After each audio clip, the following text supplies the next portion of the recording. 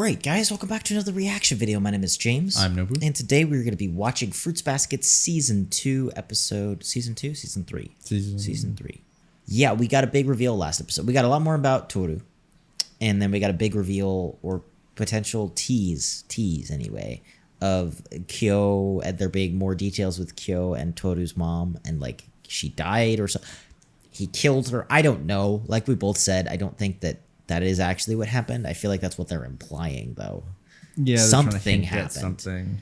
And then he feels super guilty and just like remembered all of it. So, which sucks because we were literally finally getting a breakthrough last episode, and it was like, oh my gosh, they're finally just gonna be a couple, and it's gonna be fine, and it's okay, and you could break the connection with Akito, and now that's not a thing. So we'll see. Yep.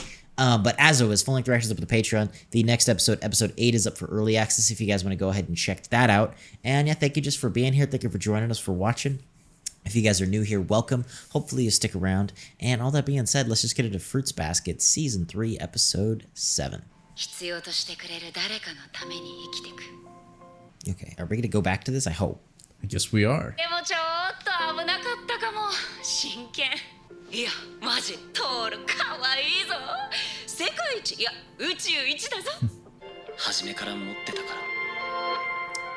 What? Oh no. Oh my gosh. What? Yeah, you remember? Yeah. They like, I mean, that's how he always kind of felt. What the heck happened? He's older too. Yeah, that is true. What? It's when he's older.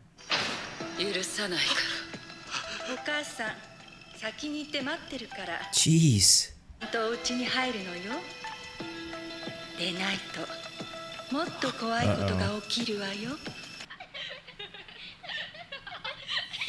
He's reverting back to kind of like thinking that he is the cause for all this evil, essentially.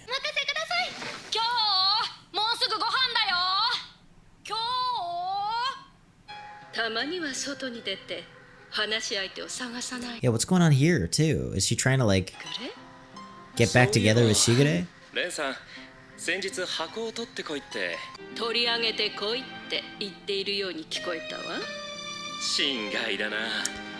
Oh, so he actually orchestrated it so that... Yeah, so does Shigure really love Akito? I go back and forth. Like, there's so much think he scheming. does. So is this all for the sake of Akito? Yeah, to make...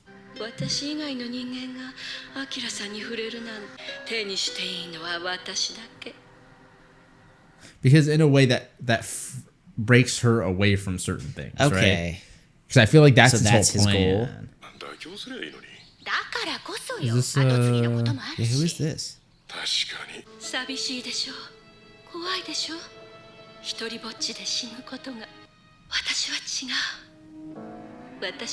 And because they were looking for an heir, they had Akito basically be a boy.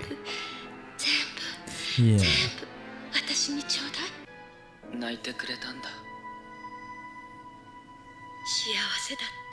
Though it does feel a little bit manipulative. Maybe that's just It does. me. Like, she still doesn't seem like she like, oh, I just fell in love with him innocently.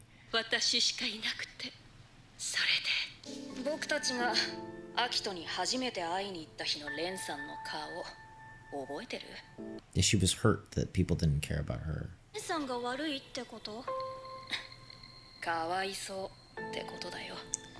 But also that she's bad.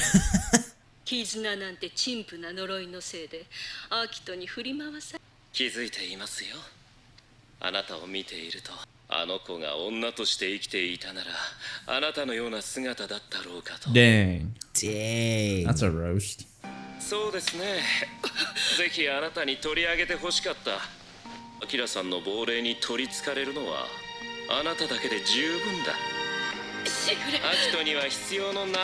Dang. Good for him. It's crazy to see that all of this came from her, like... I'm not saying that it's all her fault, but like... Yeah. But like from this kind of like possessive, like instability, it triggered this whole mess. And it's sort of like, no. Yeah, then of course she's gonna resent him even more, or her even more.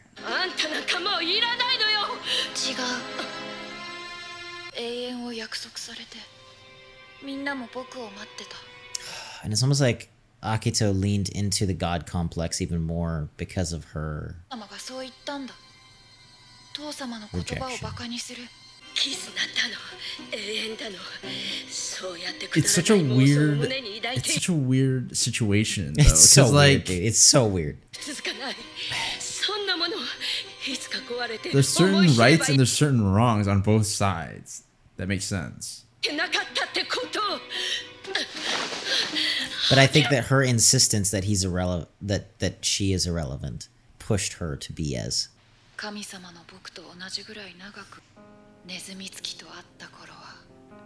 Then why did you abuse him?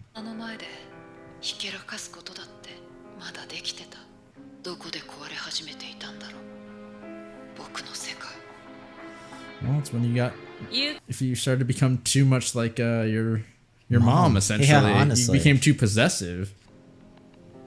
It's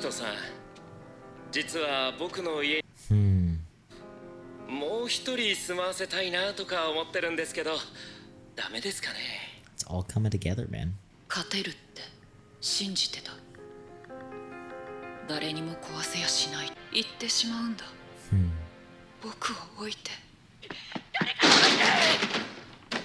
What? Oh my gosh.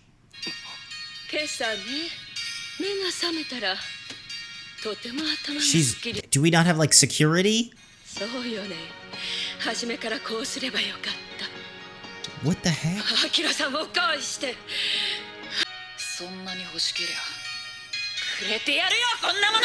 Oh.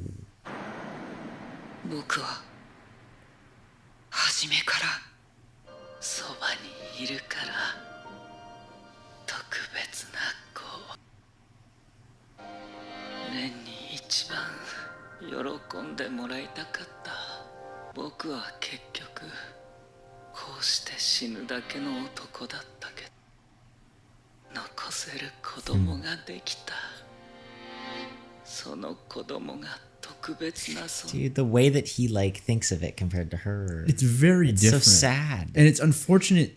What is this? I don't think there's anything inside. Oh, there isn't anything. Who? Wait, who was that? Hiro. お昼ご飯の支度がそういう絆と一緒に生きてきたんだものね。ずっとお別れ。Yeah. Yeah. Yeah, it's just like with Momiji. ダメなんだ。もうボロボロ壊れていく。さよならがやってくるんだ。 Someone get the knife away from Yeah, both please. of these Can people? we just get it off the playing field? 私のこと。黙りなさい。刃物など持ち出して何のつもりです。親に向かって切りつけようとしておいて。信じてたし、信じてなかった。見えない力なのかもしれない。もしかして。Maybe there is, in a way. そう思うと手放せなく。今以外の生き方を誰も与えてくれなかったじゃないか。知らないことをどうやって知れって言うんだ。別れって言うんだ。なんで。知らないこともわからないことも Yeah. これから覚えていき In fact, you should start learning. だから変わろうアキトだから今さらお前がそんなこと言うんだ。そう言ってくれなかったんだ。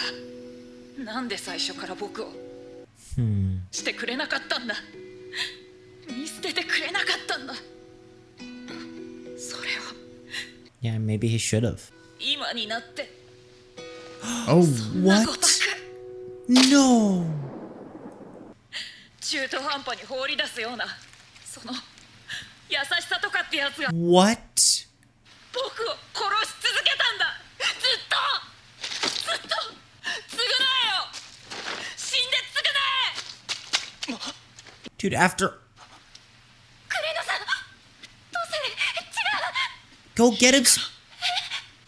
聞いていただきたいお話があります Is she gonna tell him?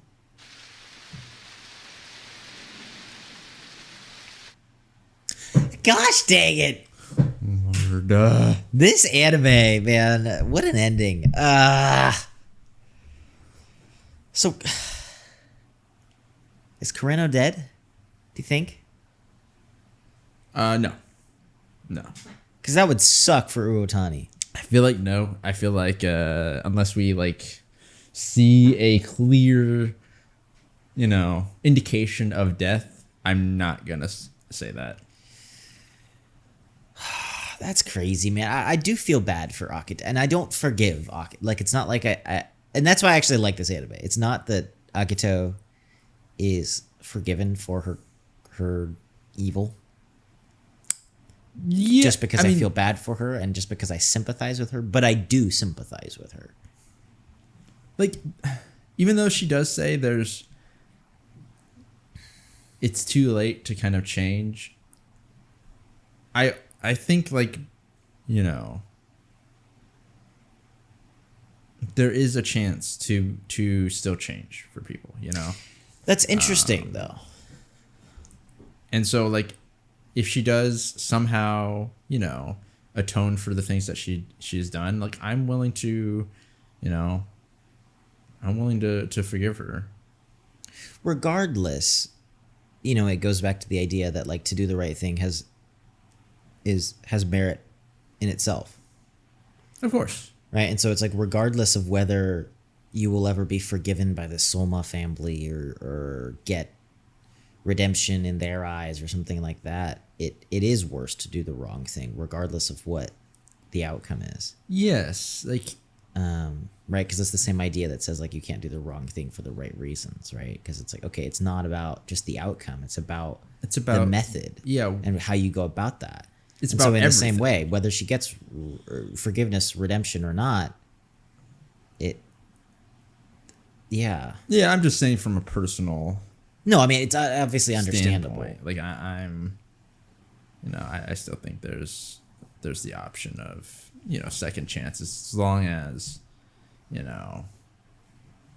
there is significant reason to believe that this person is trying to change, Sure. Yeah, it's very interesting, man. The whole like, I don't know, because it's a little bit like, since the situation is so weird, it's such a like so complicated like deal, because like the way Akira is, like, the way he talks about it, it's he's a little bit of a weak person. Is he like, he was like sickly or something, right? He had like a terminal illness. That's what they implied. Yeah, I believe so. Okay. And that he was lonely, essentially. And dying. Yeah, and so like... But she was like obsessive. From the start, because it did feel like, maybe that was just me, maybe that's just like her vibe a little bit, but like immediately when she showed up on screen, there was no like, oh, that's so wholesome. I was like, no, this feels very like, ooh, you see an opportunity and like you're sliding in to get it. But like, the thing is that it's weird because it's almost like an obsessive sort of thing, not just like take advantage sort of thing. Yeah, so it does. It feels like it's almost like this kind of corrupted love where it's like because obsessive. She truly is. It's not like, I want this position or I want this money. It's like, no, she was actually obsessed with him. Now, you could argue, if we want to get real philosophical, like we do in these reactions, that is still obsessive. Like, to be obsessive in that way still means that it like becomes selfish, right? Like, the beauty of love is that it is selfless. It's the giving of oneself in literally every way to the other person. Whereas obsession becomes now the taking, almost like it almost like goes so far that it then it comes back the other way and becomes this like selfish thing. Like, I want you for me, not for as opposed you, to a sacrifice of oneself. And then they're like a mutual sacrifice. It's weird. Yeah. But because of that, it's almost like he was in a position of like, he looked at her as a savior in a way. Yeah. You know, as someone that was kind of in a higher position of him, since like, you know, she came in and kind of like, you know, helped him. And she did. Yeah, and to him, she did. And then having the whole, like that combined with the whole spirit thing made it so that, you know, he felt like, oh, I can't give anything back. You know, I'm just going to freaking die, essentially, and not do anything. But like, at the very least, I can provide a child, like someone else, you know, for her.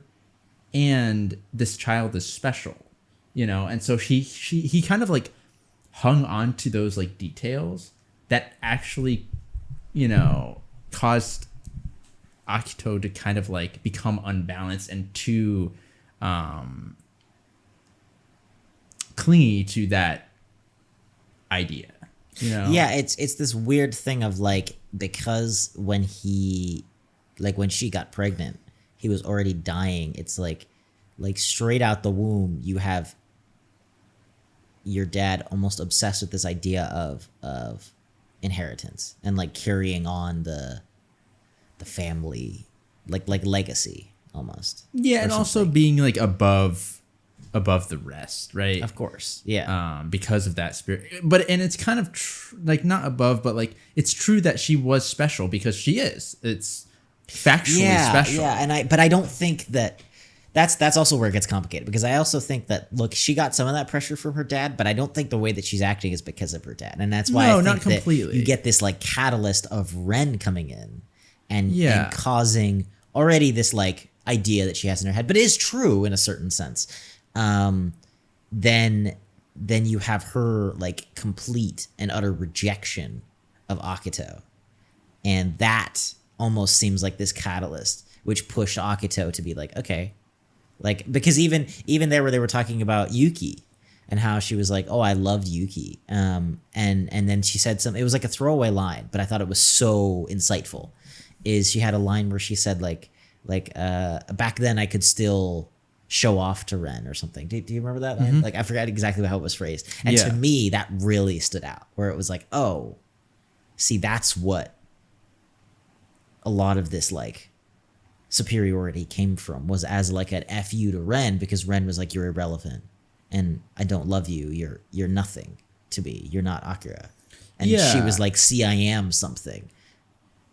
But and felt so insecure in that almost that it was like she leaned the other direction, but weirdly then became exactly like her mother. Yes, because she became so worried about not carrying on what Akira kind of wanted, and also proving her mom right. She was worried about all these things, that she became too caught up in it and actually ended up doing exactly. And the crazy thing is this, is that Akito is right in a certain sense of saying that Ren is too obsessive, and that like Ren denying Akito is actually proof that she doesn't love Akira. Yeah, you know what I'm saying? I agree. It wasn't love; it was obsession. Which is a different thing. Proves that to him, but the method to prove it by proving her wrong is wrong. You know, because Ren in that case is right that those bonds, even though they're special, won't last. But like the heartbreaking thing of it, and this is it is very poetic, like real credit to Fruits Basket, is that it's like Akito has no, she has no reference for love. Right? Yeah. You either have Ren or Akira. And so she went with Akira instead of Ren, and that's fine, but even what he was telling her was like, look, you know, these people are going to be dedicated to you and you're going to be this thing. And so she has no reference for like, well, she thought that was love. Yeah, exactly, right? She had no reference for what real like love is and like a real bond is. And so because of that, like she tried to prove Ren wrong with the only other thing she knew almost. Which is why I think the idea, what she was saying to Kureno, is actually kind of right. Which I think is my favorite part of this episode, actually, because it makes it like so heartbreaking, because you have Kureno who pitied her and in a really profound way was willing to sacrifice a lot for her. Like sacrifice his freedom, right, before anybody else for her. But that wasn't maybe the best thing for her. Now, I don't think that excuses her killing him, but I think maybe she was right in saying, you should have known better. Why didn't you leave? Why did you stay? But then again, it's like, that's a whole nother complex issue, because it's like, for one, it's like, could Akito even handle the truth at that time? Or would she have just completely broken, right? If let's say no one supported her and Kureno just abandoned her, like, what would have happened, you know? But how many less people would... So like, I feel like when you get in that situation, then you start being like, okay, well, then I guess you just try and do the most right thing. And then, but and then so you get to the question of leaving. But then you get to the question of, at that age, is Kureno going to be able to understand all these things, right? That's true. He was young, you know? That is true. And, you know, being him, you know, who he is, he tried to do what he thought was correct, you know? And so it's almost, to me, like, too much expectation, and to kind of think back on it and regret it and think that you were wrong is almost just too much. It's too much to ask. No. You know what I'm not even saying the regret. I actually almost just think that's the tragedy of it, right? And like all tragedies, most of those people in a tragedy are trying to do the right thing. But as an audience member, you watch it and you see it fail and it falls apart, and that's what is tragic, right? Is that you see these people striving to do what is right, and because of their humanity, their flaws, they fail. Yeah, and to me, I see it and it's like, maybe that would have been the right thing, and that is so tragic if you have Kureno, who may or may not die here, who was trying to do the right thing and was just compassionate for Akito, perhaps like enabling her fall in a way. I'm not saying he's culpable necessarily morally, but still. So then the sacrifice of Akito essentially for the future? Yeah, and for herself even, right? Like, is it better that she, you know, was unable to handle this mental thing, or at least struggle to try and handle this mental thing? Or is it better that she loses it and destroys all the people around her with this like mental tyranny, right? It's like, maybe it would have been better for her, right? Because what you're doing is you're taking her problem, and this is a very simplistic way of putting it, but for the sake of the discussion, you're taking her